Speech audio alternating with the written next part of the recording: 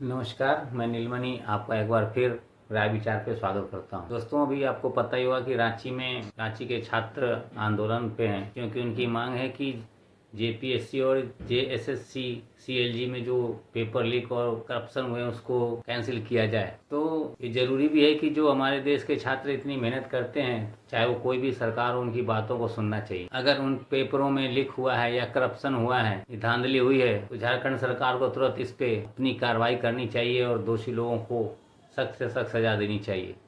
और यह कोशिश भी की जानी चाहिए कि अगली बार से ऐसा कोई काम ना हो पाए। लेकिन हम फिर एक छात्र तो छात्र ही हैं, चाहे वो कहीं के भी हों, किसी भी स्टेट के हों, तो हमें इन छात्रों के साथ हमेशा खड़ा रहना चाहिए। अगर हम जंतर मंतर में नीट के छात्रों के प्रदर्शन के साथ उनके खड़े थे, तो हमें रांची के भी छात्रों के साथ खड़ा होना पड़ेगा, क्योंकि इस देश का छात्र अपनी रोजगार, अपनी नौकरी के लिए बहुत ही परेशान है। ये हर स्टेट की और ये पूरे भारत की बात है। उसी प्रदर्शन के दौरान दिल्ली से एक पत्रकार जाते हैं, अमन चोपड़ा, और वहाँ पे छात्रों के मुद्दों को उठाते हैं, चाहे वो उनकी इच्छा जो भी रही, उनकी मंशा चाहे जो भी हो।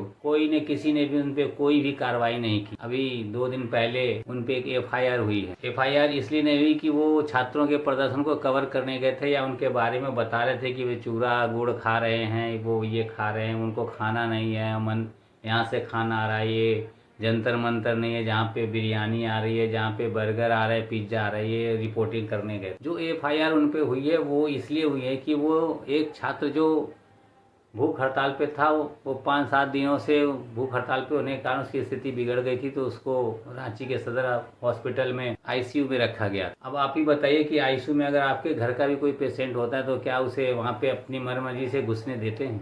कोई भी हॉस्पिटल वाला जब तक वो परमिशन न दे या अपने साथ लेके ना जाए, तब तक कोई उसमें घुस नहीं सकता। और ये एक पत्रकार अमन चोपड़ा जी वहाँ पे अंदर घुस गए, वहाँ पे बैठ के रिपोर्टिंग करने लगे, उसके सर पे हाथ रखने लगे, वहाँ पे बैठ के वो दिखाने लगी, देखो ये बच्चा बीमार है, इसको कोई देखने नहीं आ रहा। जंतर मंतर पे सारे लोग गए थे, ये फलाने ढिमकाने जो उनकी जो प्रोपेगेंडा थी वो अपना कर रहे। जब एफआईआर अगले दिन हुआ तो सारे जो भाजपाई समर्थक और गोदी मीडिया के पत्रकार हैं, उन्होंने ये कहना शुरू किया कि जो लोग भारत में फ्री एक्सप्रेशन और फ्रीडम की बात करते हैं, फ्री स्पीच की बात करते हैं, वो झारखंड में रिपोर्टिंग करने का अमन चोपड़ा पे एफआईआर करवा देते हैं।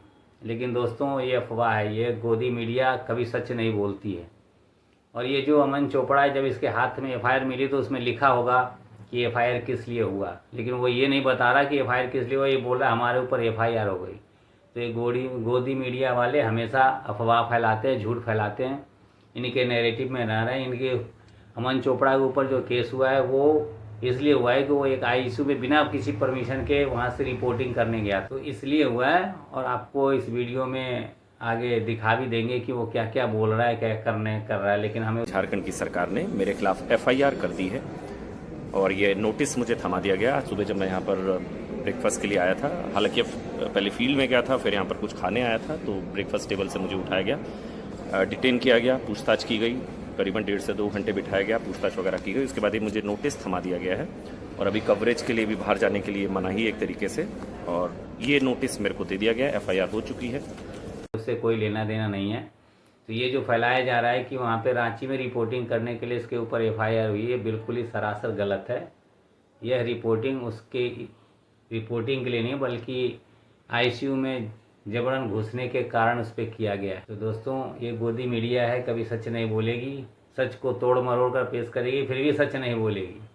और ये भाजपाई और जितने सोशल मीडिया में और आपको टीवी पे देखते होंगे राजनीतिक विश्लेषक, असल में ये भाजपाई समर्थक राजनीतिक विश्लेषक होते हैं। उनको राजनीतिक विश्लेषक कहते हैं, लेकिन हमेशा सोशल मीडिया पर भाजपा के साथ खड़े होते हैं। तो ऐसे लोगों से सावधान रहें, इनका काम ही है अफवाह फैलाना, और वो उस संगठन से जुड़े हैं जहाँ पे हमेशा अफवाह फैलाया जाता है। तो आप लोग किसी भी छात्र आंदोलन को हमेशा समर्थन दें। अगर उसमें किसी छात्रों के हित को नुकसान पहुँचता हो, उनकी नौकरी पे और पैसे पे कोई भी सरकार अगर करप्शन करती है, पेपर लीक करती है, तो सरकार के खिलाफ खड़ा होना चाहिए, चाहे वो सरकार किसी की भी हो और किसी भी प्रदेश में हो।